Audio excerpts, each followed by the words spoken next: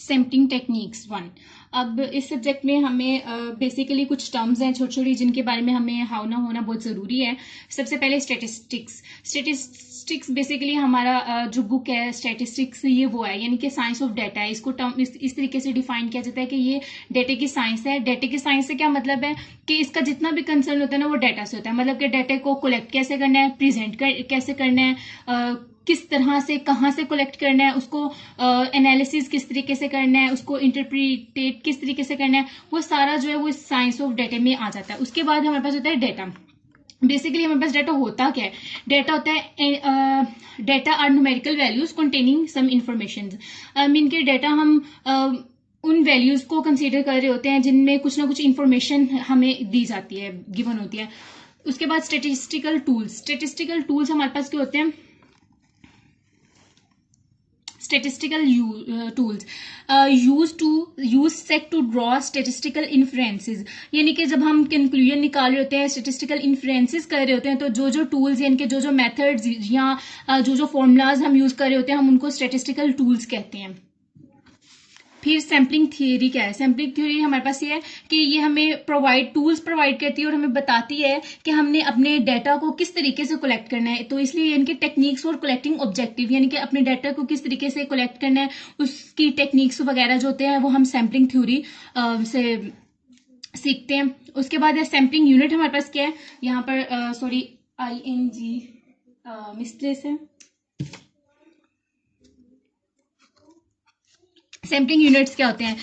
Basically sampling units हमारे पास an element on which observation can be taken, यानी कि ऐसे यूनिट्स होते हैं जिनको हम जैसे हमारे पास एक पॉपुलेशन होती है। अब पॉपुलेशन में हमारे पास सब सैंपल ही होते हैं। अब आगे पॉपुलेशन की भी टर्म है, तो हमारे पास वो जो होते हैं ना वो सैम्पलिंग यूनिट्स होते हैं और उनमें से हम किसी को भी सैंपल सेलेक्ट कर सकते हैं। तो इस चीज को हम कहते हैं कि ये हमारे सैम्पलिंग यूनिट्स हैं।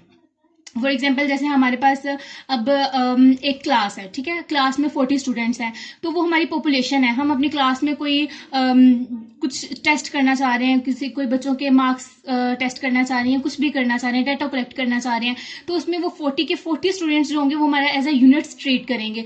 तो जब हम उनको सिलेक्ट कर लेंगे तो वो हमारा सैंपल बन जाएगा। फिर उसके बाद सेंसस क्या होता है? सेंसस एक्चुअली हमारे पास होता है कि कंप्लीट काउंट ऑफ पॉपुलेशन, यानी कि पॉपुलेशन की जितनी भी कंप्लीट काउंट होगा ना वो सेंसस आएगा। अभी जैसे मैंने एग्जांपल दी कि 40 स्टूडेंट्स है अगर हमारे, तो वो 40 के 40 स्टूडेंट्स जो है वो हमारी पॉपुलेशन होगा। उनकी काउंट जो हम कहेंगे कि 40 स्टूडेंट्स हमारे पास हैं तो वो हमारा सेंसस होगा।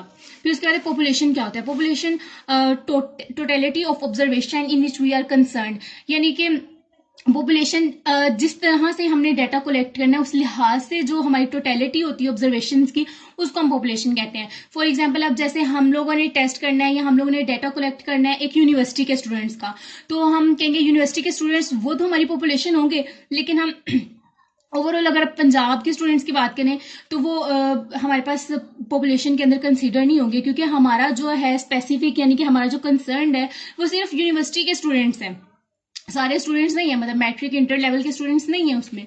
फिर उसके बाद हमारे पास है सैंपल। सैंपल क्या होता है? रिप्रेजेंटेटिव पार्ट ऑफ पॉपुलेशन, यानी कि ऐसा पार्ट, पॉपुलेशन का ऐसा पार्ट जो रिप्रेजेंट कर रहा हो जिसमें पॉपुलेशन की कुछ ना कुछ कैरेक्टरिस्टिक मौजूद हो, उसको हम सैंपल कहते हैं।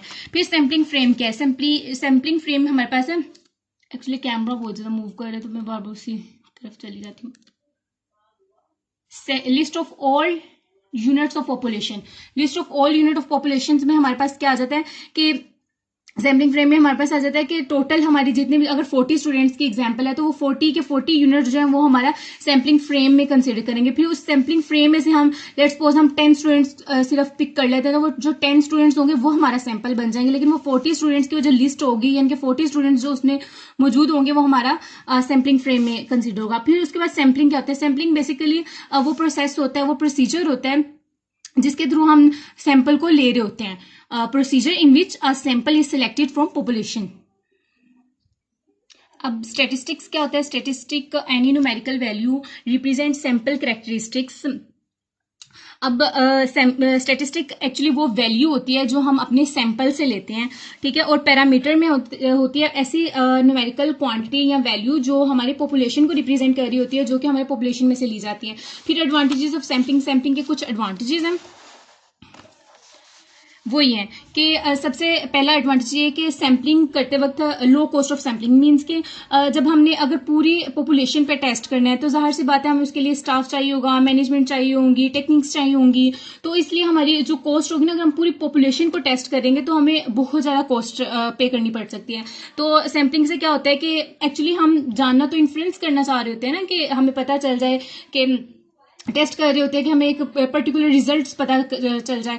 तो उसके लिए सैम्पलिंग बेस्ट रह जाता है। वो ऐसे रह जाता है कि इसमें कॉस्ट कम यूज होती है। आप हर पॉपुलेशन के पास जा जाके नई डाटा कलेक्ट करते हैं। आप सिर्फ कुछ सैंपल लेते हो, उन्हीं की बेस पे आप बता देते हो कि जी हमारा जो डाटा है, हमारी जो पॉपुलेशन है उसमें ये करेक्टरिस्टिक मौजूद होंगे बेस्ड ऑन सैंपल। अब less time consuming and sampling. अब जब आप पूरी पॉपुलेशन को टेस्ट करने जाएं तो जाहिर सी बात है, अब हर पॉपुलेशन के हर यूनिट को आप एग्जामिन करोगे। तो लेकिन सैम्पलिंग में ऐसा नहीं होगा, इससे टाइम आपका ज़्यादा यूज होगा। सैम्पलिंग में आपका टाइम जो होगा बहुत कम यूज होगा, पॉपुलेशन में आपका टाइम बहुत ज्यादा यूज होगा। तो ये डिफरेंस है इसमें। Scope of sampling is high. Scope of sampling इसीलिए हाई है क्योंकि ये इजी है, इजी वे, कन्वीनियंट वे है इसलिए। और फिर accuracy of data is high. तो इसमें ये है कि सैम्पलिंग में हमारा डाटा जो होता है वो जब बहुत ज्यादा डाटा हमारा एक्सीड कर जाए तो सैम्पलिंग जो होती है, हमारा जो डाटा की एक्यूरेसी होती है ना, वो बहुत ज्यादा एफिशिएंट आ जाती है।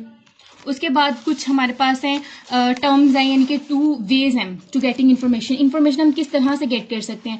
तो इन्फॉर्मेशन हम बेसिकली 2 तरीके हैं हमारे पास कलेक्ट करने के। एक ये सैंपल सर्वे, दूसरा ये कंप्लीट इन्यूमरेशन। सैंपल सर्वे में ऐसे है कि हम सिर्फ पॉपुलेशन के कुछ पार्ट लेते हैं, उसके ऊपर टेस्ट कर लेते हैं, ठीक है, उनकी करेक्टरिस्टिक को स्टडी कर लेते हैं। और कंप्लीट इन्यूमरेशन में यह आ जाता है कि हम अपनी पूरी पॉपुलेशन, जितनी भी पॉपुलेशन, उनके तमाम यूनिट्स को हम स्टडी करते हैं।